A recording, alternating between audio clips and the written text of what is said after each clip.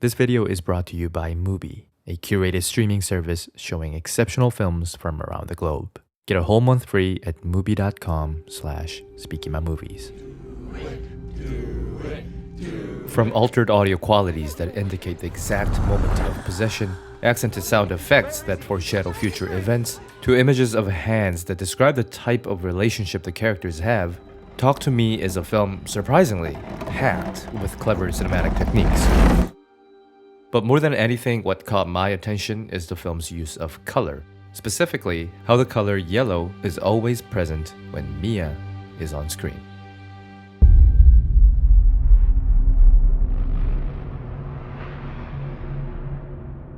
Talk to Me is a difficult film to discuss because it doesn't really fall into a particular subcategory of horror that is commonly seen nowadays. It's not commercial enough to be considered a horror junk food, but it's also not obscure enough to be analyzed cinematically, or so people say, and that's the catch.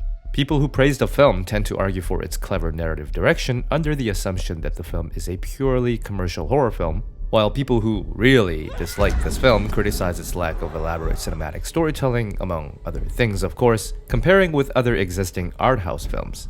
The problem with these assumptions, comparison, or rather the labels themselves, is that they are dichotomous in nature, defining commercial as narratively focused and arthouse as technically focused. But in reality, films are always on a spectrum, having both focus intact. It's just a matter of what is emphasized first, and that usually depends on the goal of the film.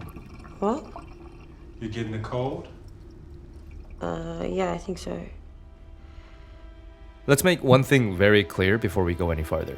I do not think Talk to Me is a masterpiece. Not at all. Actually, I'll probably say it's not my cup of tea in general. But I also don't think it's half as bad or unrefined as some people claim it to be. In fact, I think the film does quite well in achieving the goal it set out to accomplish, and that involves balancing the mentioned focus. While it's a clear genre film with a tempo of a typical horror movie, it also features various cinematic techniques that are meaningful and just as noticeable, a feat that is not as easy to achieve as it may sound, especially considering how horrible many recent horror films have been.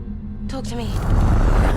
The only thing is that to appreciate this balance, you must first pinpoint the film's main theme, because the techniques are working hand in hand with the narrative to highlight the emotional goal of the film.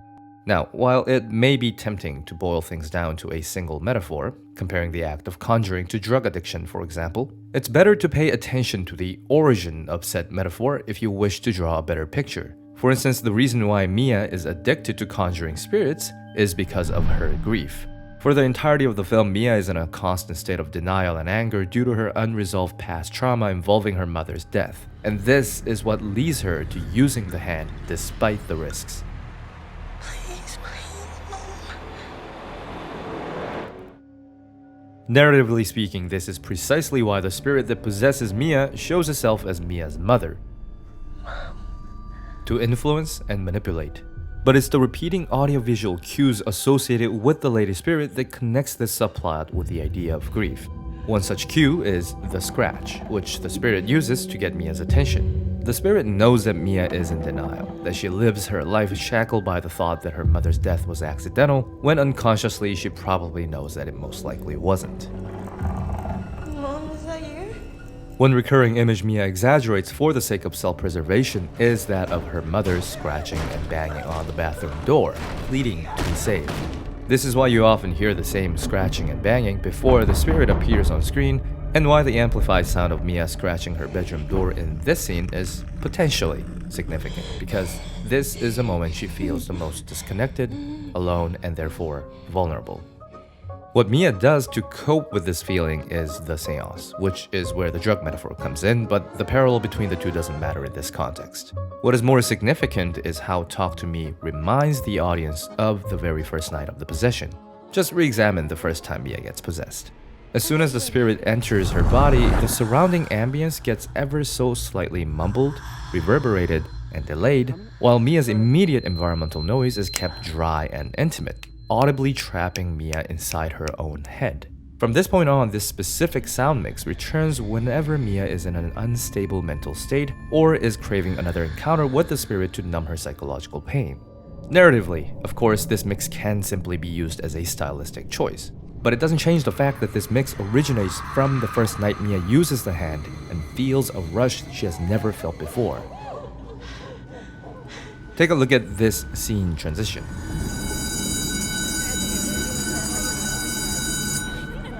Right after the reveal of the disfigured hand, the scene moves on to a school setting with a highly reverberated and delayed bell sound.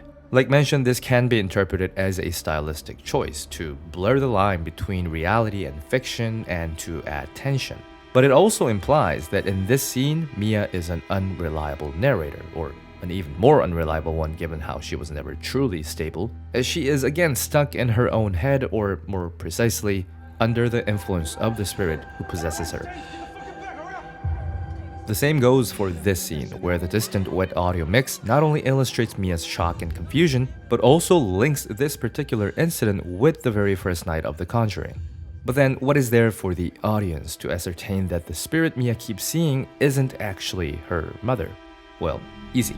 The spirit that Mia lets in is a lady that has drowned. Talk to me. Water is another audio cue that is repeatedly used in this film.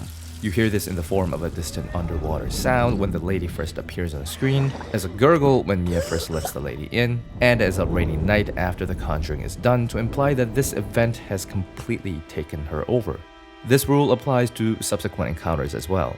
Visually, you know the spirit is not Mia's real mother because it slowly transforms back into its original shape, and as if to cover its imperfections, it is always hiding behind a translucent surface.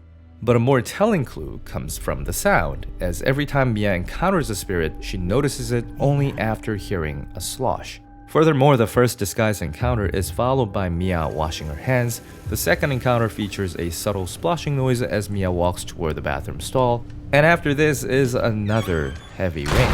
The same goes for the spirit that is possessing Riley. You know this spirit is related in some way to the spirit of the drowned lady because Mia explicitly states, There he is.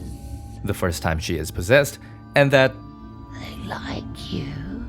not to mention the spirit that enters Riley's body also pretends to be Mia's mother. I miss you so much, me. But this connection too is hinted through sounds. First, by connecting Mia at home with Riley at the hospital, then by spotlighting the sound of Riley's blood going down the drain, and finally by having Riley's IV bag fill up with blood.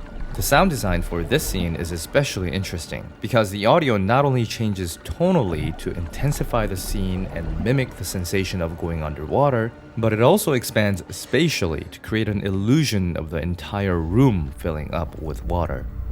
I'm going to end this section with a pivotal scene that makes use of all audio tricks discussed thus far to communicate Mia's shift in character. Think about how the different effects are building on top of each other and how Mia is being pressured to take action, to betray, and to choose a side.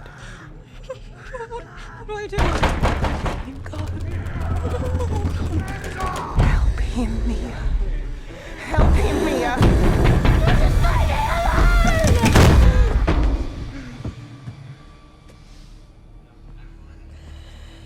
This finally brings us to the colors.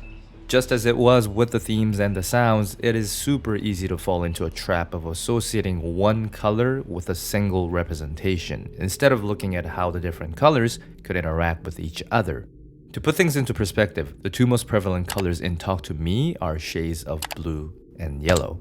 It may seem natural to take these colors and state that yellow represents madness, innocence, or obsession, and blue represents introspection, calmness, or depression, and come up with a fitting analysis depending on the shot. Now, this isn't a complete misfire. There are some truths to the common meanings and how Talk to Me uses them to paint its world, but approaching your analysis this way could prevent you from seeing how the colors reinforce the goal of the different scenes, let alone understanding what the film is trying to achieve on a bigger scale. Let's start with a very basic theory called the 60-30-10 color theory, which explains a coloring idea where 60% of your frame is made up of one dominant color, 30% is made up of a secondary color that is usually complementary to the first color, and 10% is made up of a totally different color that acts as a highlight.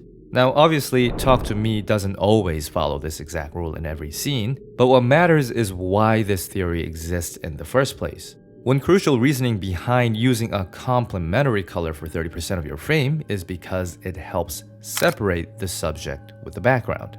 This produces an aesthetically pleasing shot by adding contrast, while also helping the audience identify the subject more easily. Talk to Me's most dominant color is blue, and the complementary shades of blue-violet color scheme, you guessed it, are yellow and orange. The reason why Mia is always found in yellow while others, or the rest of the setting, are in blue is because she needs to be separated from everyone else. On a purely aesthetic level, it's because she is the protagonist of the film and therefore needs to pop out whenever she's on screen. But on a thematic level, it's because her presence on screen must always convey a sense of detachment, a longing for human connection, but with no avail.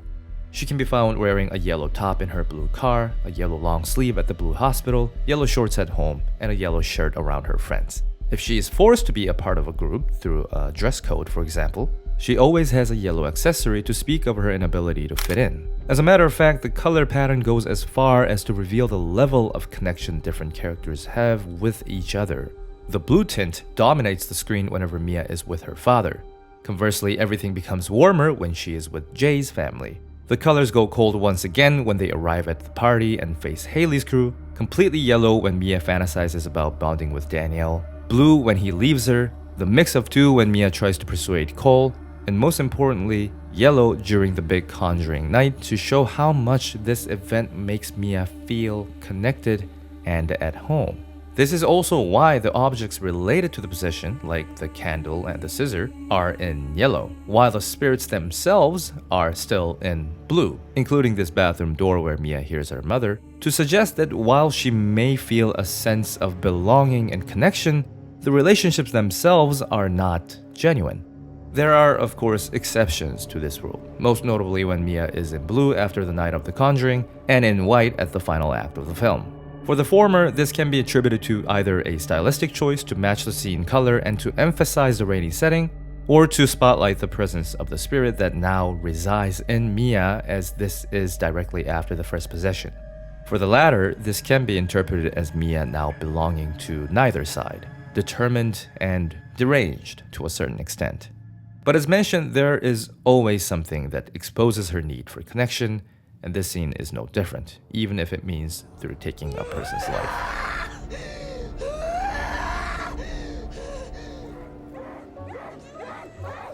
Again, Talk to Me is nowhere near a perfect film. While it has great use of sounds to enhance certain narrative beats, it also has one of the most outlandish audio jump scares that made me fear my pillow more than the spirits and this pillow is to go. And while the film uses great shots of characters holding hands, avoiding hands, doing nail polish, removing that nail polish, biting hands, and even leg-to-hand connection to explain what kind of relationship the characters have with each other, the metaphors that many shots and scenes bring to the table generally seem a bit too obvious and in your face for my liking.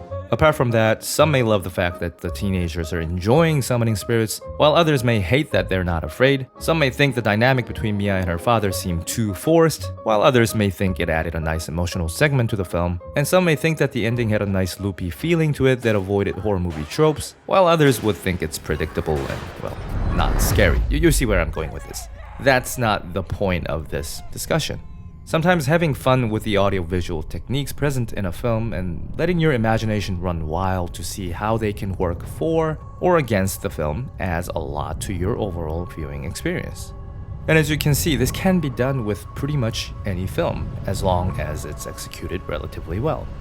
And for that, I chose Talk to Me. That's it. I'll let you in.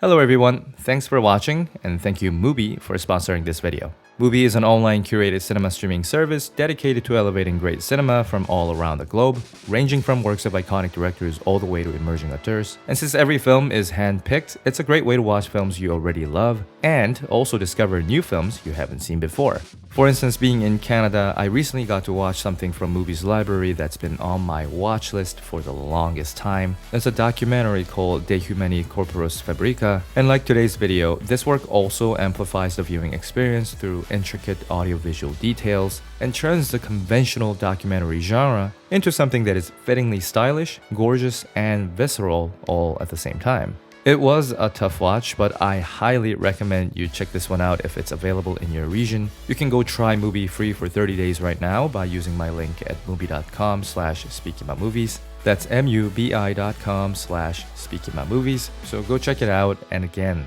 thanks for watching.